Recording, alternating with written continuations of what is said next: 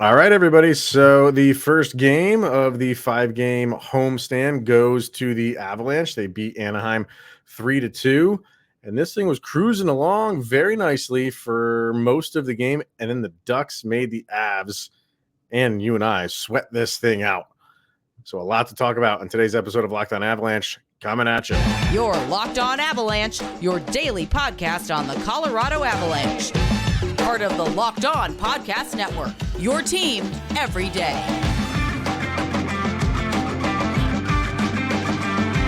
All right, everybody. Welcome to the Locked On Avalanche podcast. We're part of the Locked On Podcast Network, your team every day. I'm your host, Chris Maselli. With me, as always, Mr. Shaggy Von Doom, Kyle Sullivan. Thank you for tuning in, making it your first listen of the day. That's always appreciated.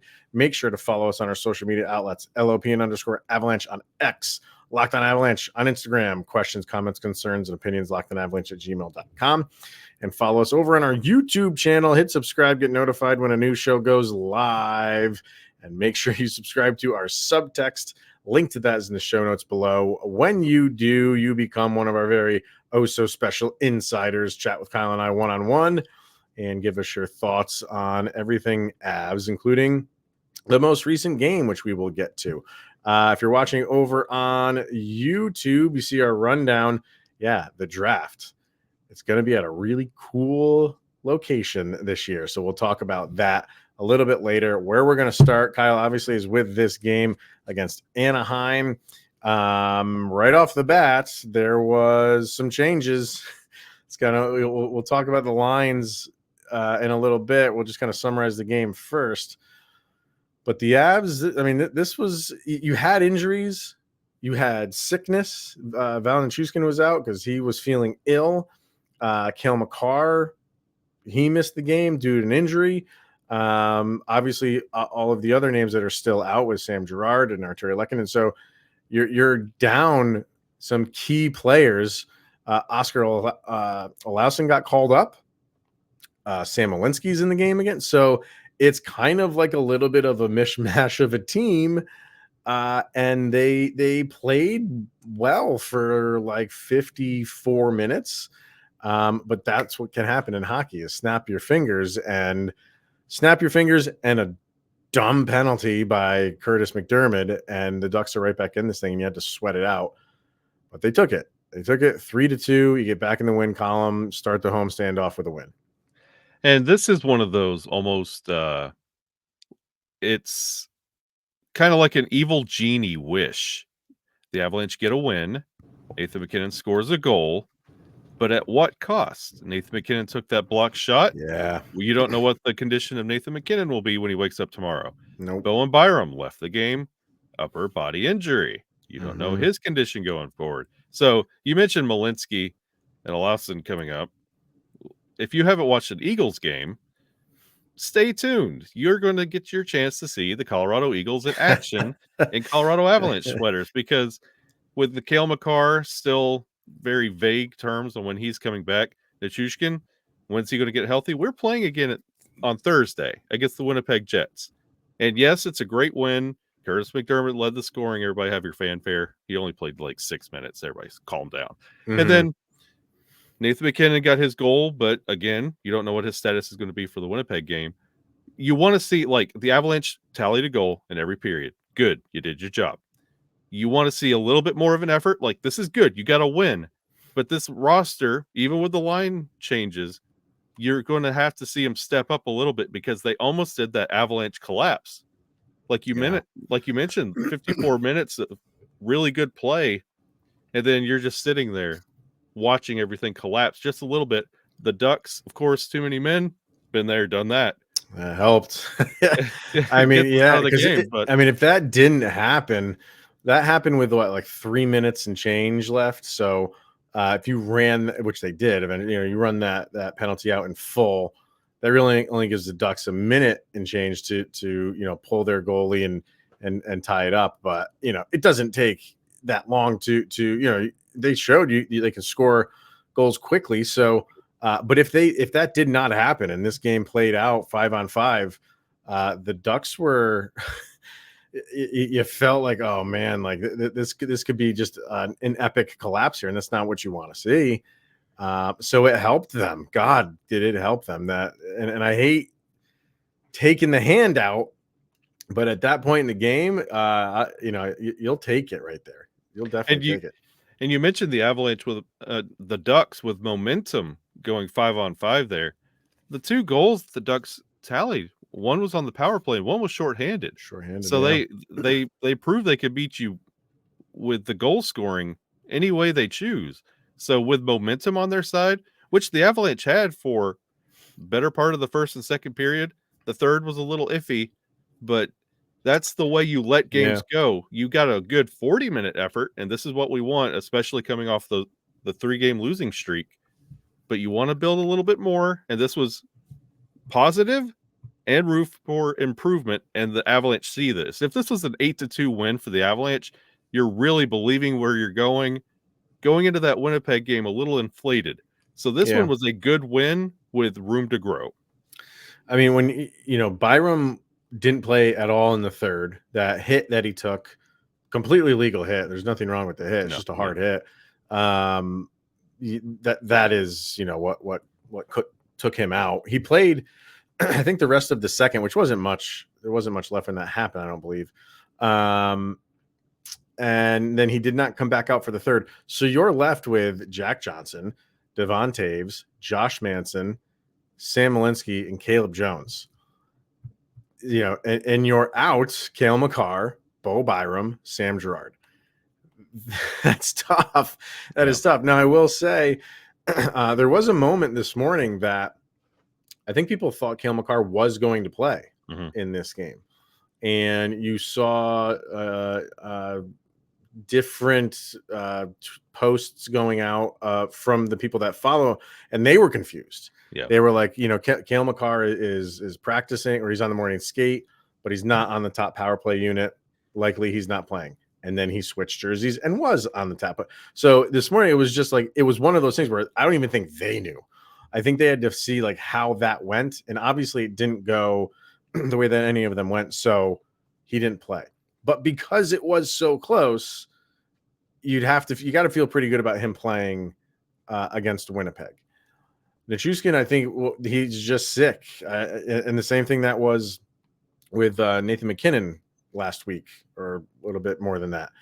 So, I think, I don't know if he's just got a cold or what it is, but I would feel pretty confident that he could be back for Winnipeg game as well. So maybe you get those 2 guys back, but what the hockey gods giveth, they taketh away. And we have to see with Nathan McKinnon. He did come back. That shot, I mean, was directly on his ankle. Yeah.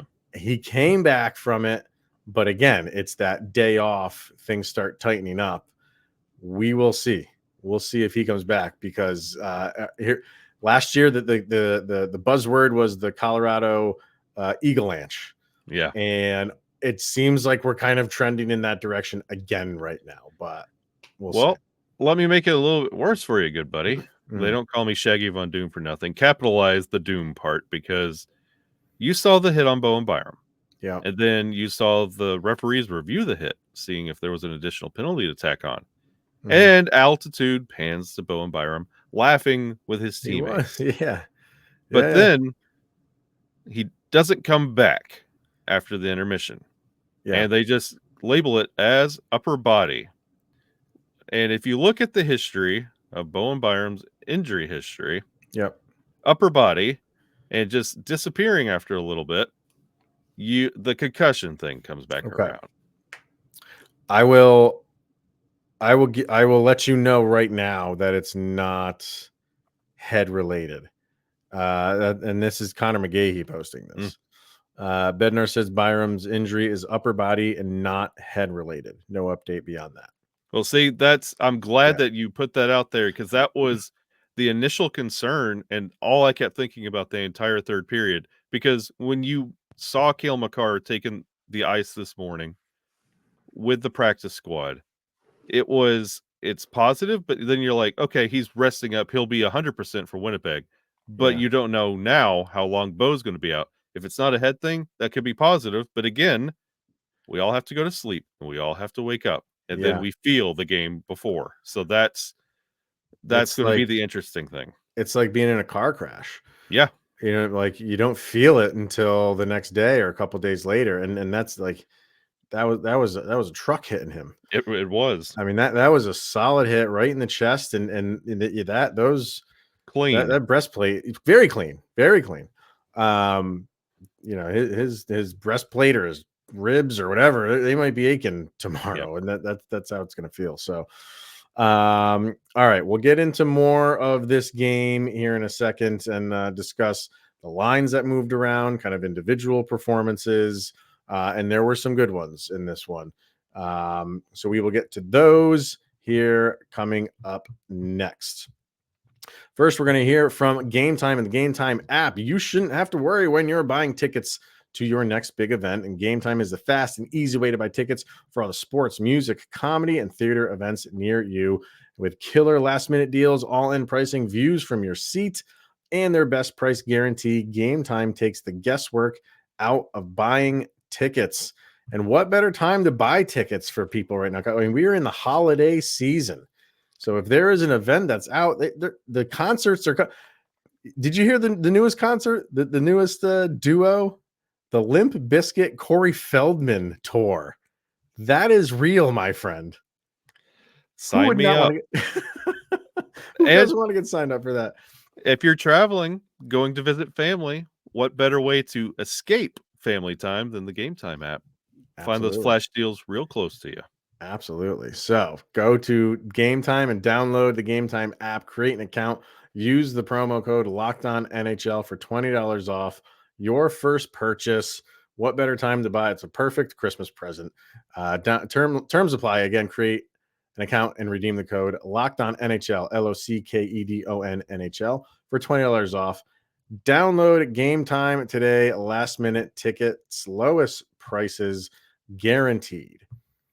Also brought to you by FanDuel and the FanDuel Sportsbook app. As the weather gets cold outside, the NFL offers stay hot on FanDuel. And right now, new customers can get a $150 bonus bet with any winning $5 money line bet. That's $150, Kyle, if your team wins. And I know my team, those Denver Broncos, so close to keeping that winning streak going. Can they do it this week? I say, why not? Sure. Get back in the winning column. So you've been thinking about joining FanDuel. There's no better time to get in on the action. The app is super easy to use. Wide range of betting options, including spreads, player props, over, under, so much more. So visit FanDuel.com/locked on. That's FanDuel, the official partner of the NFL. All right, so jumping back into this game, things start off with Curtis McDermott.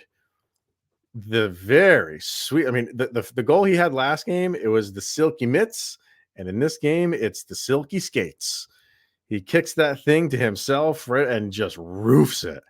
What a like, where is this scoring touch coming from Curtis McDermott? Hey, he's put in the work. It was one of those things that Bednar talked to him about. This year, going to be a forward. So, hey, I'll give stick taps to him. I mean, it's due. He has really taken some strides when it comes to being a forward. And it goes back to, I'd like to see him play more than 10 minutes to see if this can stick. Like, this is a nice thing to throw out there, but it's rough to play a forward for 6.5 minutes. Like, you can't really get things going that way. Yeah, and I think he probably would have had less if Bo Byram didn't get hurt. Yeah. Because I know he's, McDermott's playing as a forward, but you're down another guy, and he can double as a defenseman. Yeah. So you're down that guy. You need to, somebody's got to fill in another spot. So he probably got a couple more minutes because of that, and made a dumb play at the end of the game. Started great with that goal, and then just made a just completely boneheaded play. You cannot do that. And you give Anaheim a 5-on-3 for a full 2 minutes, which they scored on. They scored on, and the Avs killed the second half of it. But that's just what you're going to get with Curtis McDermott. He's playing well as a forward in his 5 to 7 minutes that he's getting. And we've kind of been on him for not being an aggressor in terms of like fighting and things like that. And then he decides to do that at the most inopportune time. And going up against Leo Carlson, which I don't even know why he was picking him out. Did I miss something there? I don't know if he was very chirpy. he was very mad. chirpy. I think he was mad at Gudas for the trip, but Radko Gudas wasn't even there. I don't know. It was a confusing thing. Maybe I'm missing something on that right now. I don't know.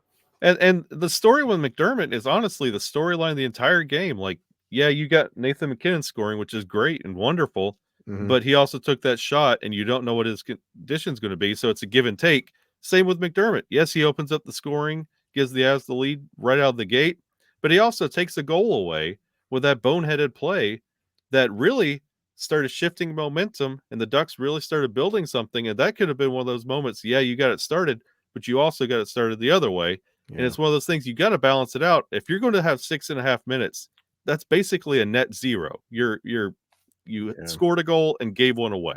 Yeah. So he had the goal, and then a really nice pass from Drouin to McKinnon for a goal, and then Logan O'Connor, who started on the top line, with just that working man's goal, just kept puck was not stopped. Got behind Gibson, and he hammers it home for the third goal.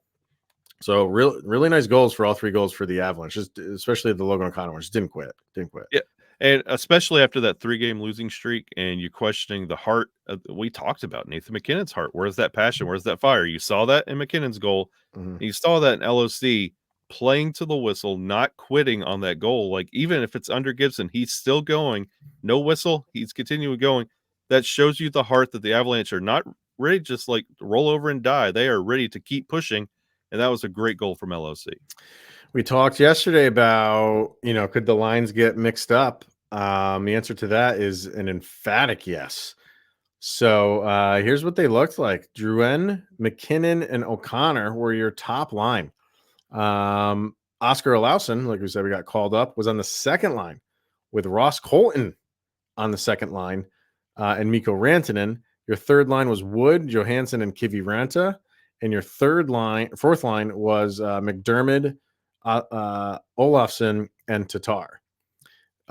So yeah, they switched it up. And I will say this: I am now starting to really get hard feelings for Tomas Tatar for not getting a goal. Like, he came so close 3 or 4 times in this game, including an empty netter at the end.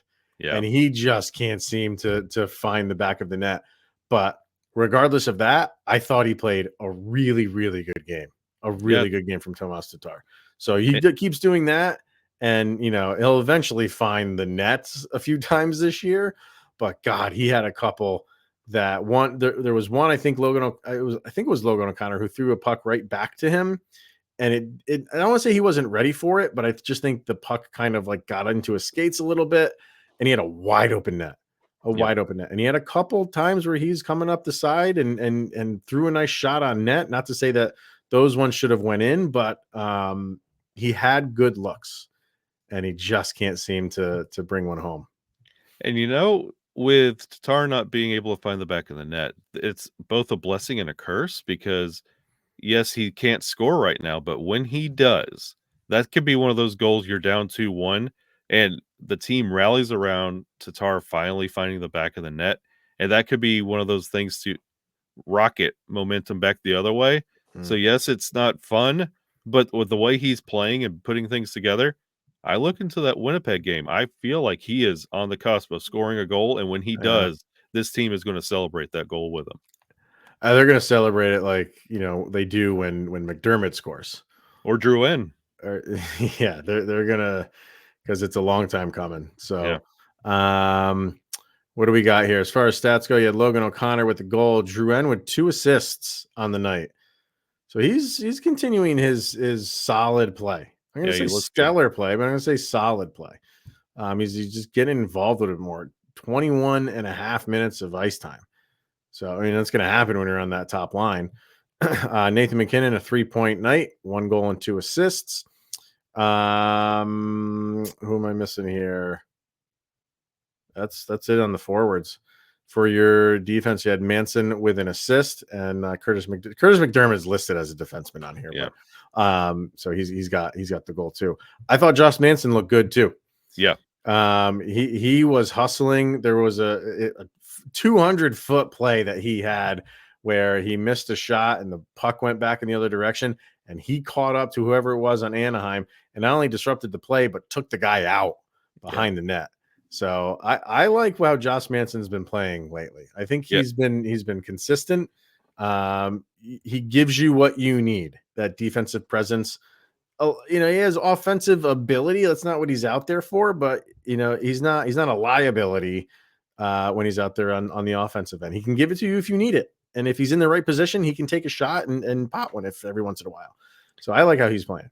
Yeah, I've been really, really loving Josh Manson's game. And quickly to mention on your line changes, Ross Colton and Rijo did not have a shot all night long. And you want to see that kind of change up a little bit. I think Miko walked out of there with two or three shots. So you want to see that pile up a little bit. Like the changes, yes, it was positive for that top line. It's kind of hard not to have success on that top line with Nathan McKinnon, LOC. But you want to, like Miko, it's time. I would like to see some more shots. And Ross Colton and Rijo not to have one when you had 3 power play opportunities. So you want to see that kind of pick up just a little bit.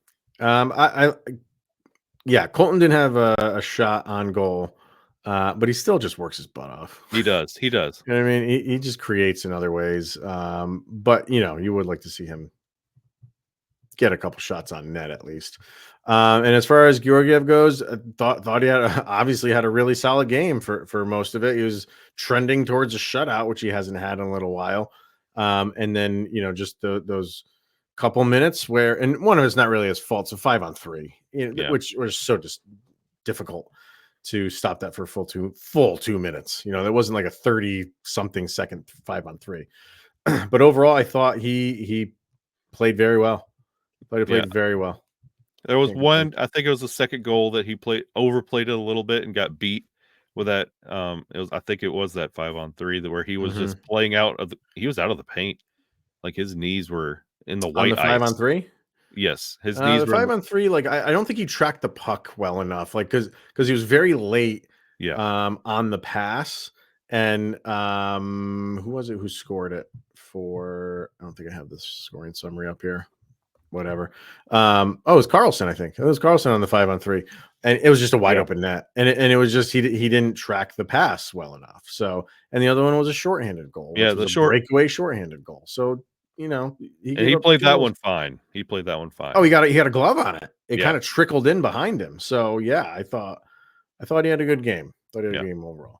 A couple comments from our subtext people. We'll get to that. We'll get to the draft. We got news on that, and of course we have our sound check that we have to get to. We'll do all of that next. Right now, we're going to hear from Indeed. When you're drafting your fantasy team, do you ever wish that you could do the same thing with your business team? If you're building a roster to win the league, then you need Indeed. Indeed is the hiring platform where you can attract, interview, and hire all in one place.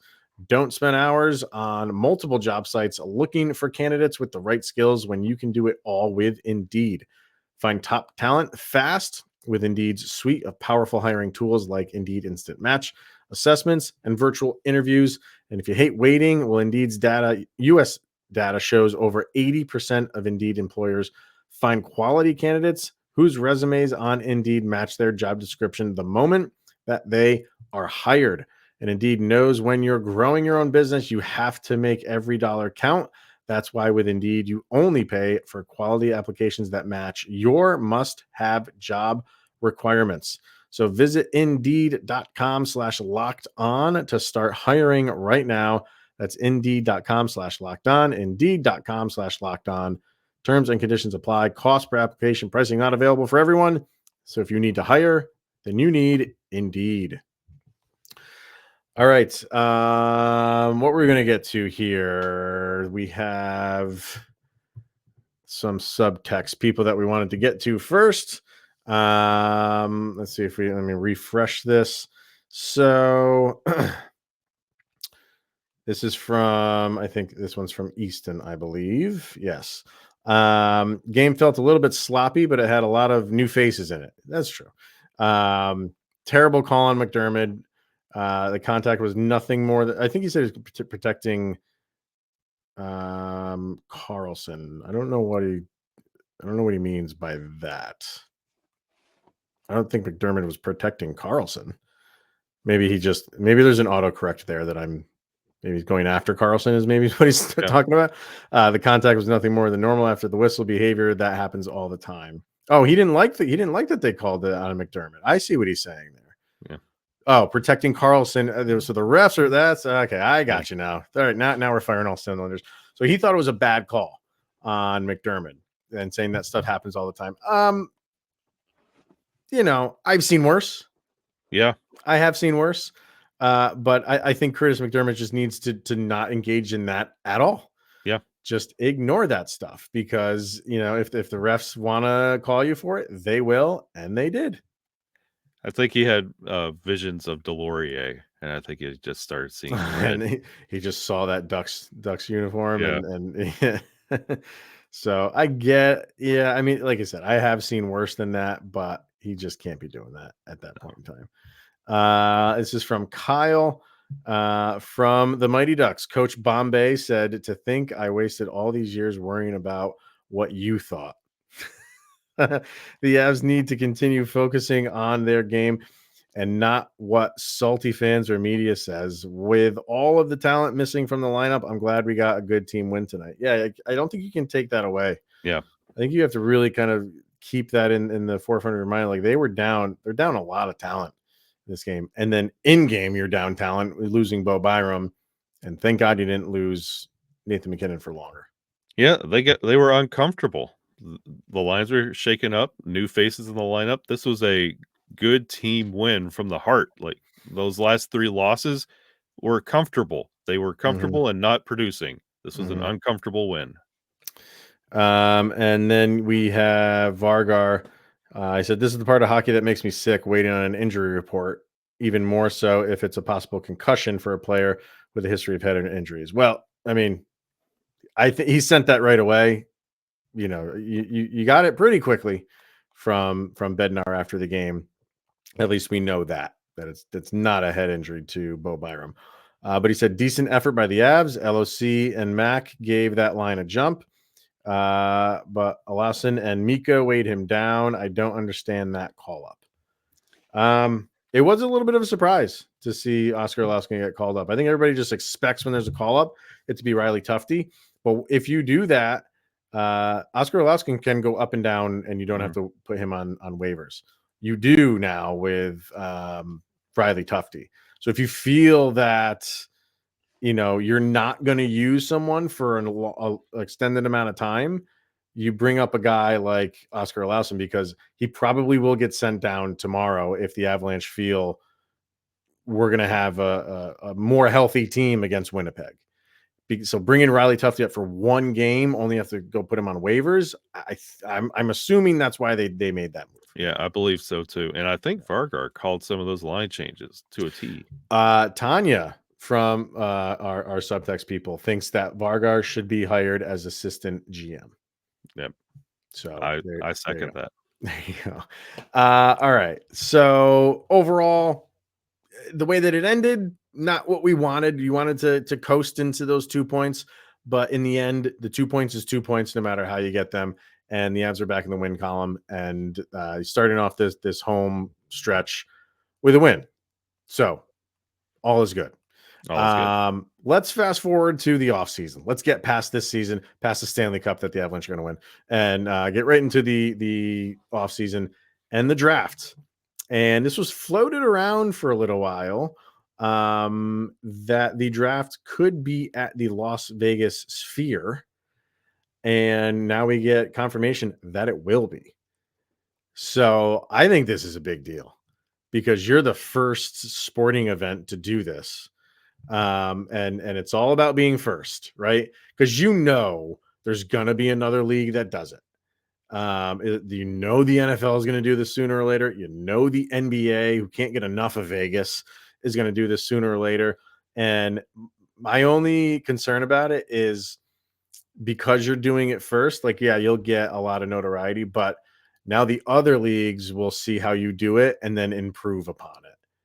And which is, I mean, that's just, nitpicking here and there, but just the fact that the NHL is having it at an event or a venue like this, I think is a huge deal. Not only are they going to be the first, but they're also going to be the last centralized NHL draft at a location. It goes into the spread out kind of call the draft pick at their house kind of deal. Right. So Which is fine. Some people are on the fence about that too, because nobody else does it that way. So it's kind of like exclusive to the NHL where everybody's there. yeah, Everybody's there. You have the kids in the stands. They don't come out from behind the curtain. They'll still be at the draft going forward, but the teams won't be there. So they'll be in the war rooms, right? Yeah. And like you said, like they call it in. And I think that's part of the reason why they went big for this. Yep. Because it's going to be the last time they do it this way. So why not go out with a bang? Do it at the thing that everybody's talking about right now. I love this sphere thing. I can't get enough of it. I follow the Sphere's X page. Yeah. Just to see what they're doing on it. I love the thing. It's incredible. Just put Gritty's face on the sphere and we're fine. That's part of what I want to see. Like all of the stuff that they do with it. Because you saw it when it was the basketball finals, it just turned into a big basketball. Yeah. And they haven't really done much with hockey yet. So to have like, when a guy gets drafted, they'll have his highlights up there, the graphics at I can't wait to see how this pans out. So much so I'm discussing it with my wife of actually going to this thing. I'm getting there. I'm doing the same. I'm doing the same. We will see. I kind of don't want to miss this. I really don't. So we'll see. All right. Last thing that we are going to get to, and that is, of course, is our Locked On Avalanche sound check. Kyle and I always pick a song after a game that best describes the most recent action. These songs go up on a playlist over on Spotify. For this one, just search LOA Soundcheck Volume 3. So what do you have for this game, sir? This one is coming straight from the solo act of my favorite guitarist, Zach Wild. Okay. And it kind of echoes what Vargar was saying in our subtext. Mm-hmm. Waiting for the injury report the next day. We're going with Zach Wild's Too Numb to Cry. Yeah, it's nice. I'm tired of that being just what goes with Avalanche hockey. Yeah, we had a win. Nathan McKinnon scoring again. Things are looking good. You're getting positive. McDermott, what a goal. But then in the back of your mind, is Nathan McKinnon healthy? How healthy is Cale Makar? How bad is Bowen Byram? That's all you're thinking about. You can't go to sleep. You're running through that in your mind. And how much longer is he out? I'm too numb to cry. With injuries, I'm numb to them now. And I kind of went in that same direction, but or that same realm, but a different direction, I should say. Because I love that. It's you're just okay, this is just happening again. Not as bad, but you're getting the grumblings of this again. Yeah. And I love the numb part of it. So, which is kind of what I went. The way that I went was the song called "The Summoning," and it's by Sleep Token. Yeah. And I just feel like you have to conjure up, you got to call people up. You know what I mean? You have to summon Caleb Jones to play more minutes. Yep. And then Bo Byram goes down, and now you have to who else can stand up? Yeah. Who can stand up and kind of just help us? Who can we summon to help us, get to we're crawling to victory here. And that's what I just felt like. It's just, kind of that next man up, whatever you want. If you want to call it next man up, I'm calling it the summoning, because you just had to call guys up to get you through this game. Yeah. I feel like Dale Cooper in my favorite show of all time, Twin Peaks, the giant is standing before me saying it's happening again. And it's happening again. Palms up. That's all you can do. But it seems like this is, when this stuff happens, the Avs excel. and they at least got this one. They got this one in the bag. So, all right. Unknown if we will have an episode tomorrow. I have an event to go to. I don't know how late it's going to go. If we can get an episode in, we definitely will. If not, we'll do one the following day and talk about Winnipeg. But until then, thank you for tuning in and making this your first listen of the day. Always appreciated. He is Mr. Shaggy Von Doom, Kyle Sullivan. I am Chris Maselli. Thank you so much for tuning in to the Locked On Avalanche podcast, and we'll see you guys later.